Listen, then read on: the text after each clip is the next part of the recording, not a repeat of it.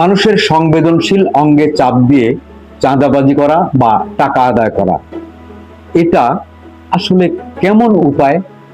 আমাদের দেশটা আসলে কোন দিকে যাচ্ছে? ইতিমধ্যেই আমরা দেখেছি বিভিন্ন রকমের এই হত্যা, খুন, ধর্ষণ, গুম, কত রকমের ঘটনা ঘটে যাচ্ছে। তার মধ্যে আবার এই চাঁদাবাজির নতুন কৌশল। আসলে ভাববার বিষয়, আমাদের দেশটি কোন দিকে যাচ্ছে। হ্যাঁ, চাঁদাবাজি আগেও ছিল, বিভিন্ন ভাবে হতো। চাঁদাবাজরা রাস্তায় লোকজনকে ঠেকিয়ে, ব্যবসায়ীদেরকে ঠেকিয়ে, গাড়ি ঠেকিয়ে, কনস্ট্রাকশনের কাজ ঠেকিয়ে বিভিন্ন জায়গা থেকে তারা চাঁদাবাজি করত। কিন্তু বর্তমানে কিন্তু আরো অভিনব পদ্ধতিতে চাঁদাবাজি হচ্ছে, যেন এটা একটি অধিকার, যেন কারো কারো সম্পত্তি, কারো কারো কাছ থেকে টাকা পয়সা নিয়ে নিলে এখানে দেশের আইন তাদেরকে সাপোর্ট করছে মনে হচ্ছে। কারণ যাদের টাকা নিচ্ছে তারা যেন একেবারে মানে টাকাগুলো, তাদের টাকাগুলো আসলে চাঁদাবাজদের জন্যই জায়েজ, এরকম মনে হচ্ছে। আসলে এই সকল চাঁদাবাজি বা ঠ্যাকবাজি করার টাকা বেশি দিন থাকে না।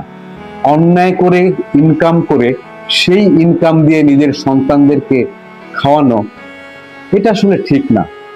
আপনি জেনে রাখুন, আপনি যে সম্পদটা কিনে নিয়ে আসছেন, নিজের সন্তানকে খাওয়াচ্ছেন, এটা আসলে ওই ভদ্রলোকের বা ওই ব্যবসায়ীর বা ওই পথচারীর টাকাই। কিন্তু সেই যে টাকা, সেটাও কিন্তু তার সন্তানদের মুখের আহার কেড়ে নিয়ে আপনার সন্তানদের খাওয়াচ্ছেন। আসলে এখন ভাবুন তো, এইটা কি আপনার জন্য ঠিক হচ্ছে? এই যে চাঁদাবাজ, সন্ত্রাসী, আপনাদেরকে বলছি, এগুলা কি ঠিক হচ্ছে? না। সুতরাং এগুলো ছেড়ে দিন। আমরা যদি নীতি কথা বলি, আমরা যদি দেশের কথা বলি, তাহলে সেটা আরো গুরুত্বপূর্ণ।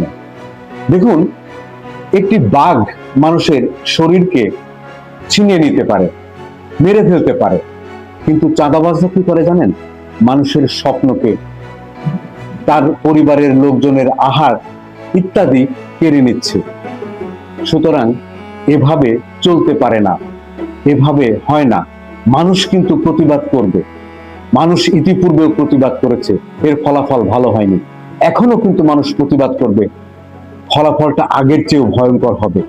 সুতরাং আমরা যে যার জায়গায় আছি, সবাই এই দেশটার কথা চিন্তা করি। এই দেশটার কথা চিন্তা করে প্রয়োজনে এই চাঁদাবাজের বিরুদ্ধে আমরা রুখে দাঁড়াই। আসুন, আর মানুষের অন্ডকোষ ধরে চাঁদাবাজি করার এই বিষয়টা, বা এই রকম আরো দুর্বল জায়গায় আঘাত করে চাঁদাবাজি করা বা সম্পদ কেড়ে নেওয়া, এই সকল জায়গা থেকে আমরা সরে আসি।